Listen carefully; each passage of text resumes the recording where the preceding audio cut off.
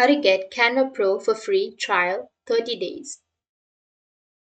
So if you want the Canva Pro free trial for 30 days, then first make sure that you have an internet connection. And after that, you need to just go with your browser, any browser that you're comfortable with. And you need to go with search. Under search, you need to search for 30 days free trial for Canva Pro. After that, it will take you to this kind of interface where you will have Canva Pro options. So go with www.canva pro, and here you will have start your free pro trial.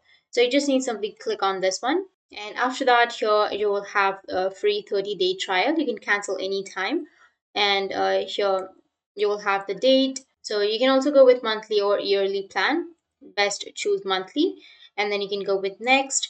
And after clicking on next, you need to enter your payment method, and after entering your payment method, you can click on get your free trial, and you'll be able to get the free trial for 30 days. You don't need to pay anything, and after your trial ends, Canva will notify you that your trial has been ended, and then you can cancel your plan. That's how you can get your Canva Pro for free trial for 30 days. And if you have any questions, feel free to comment below.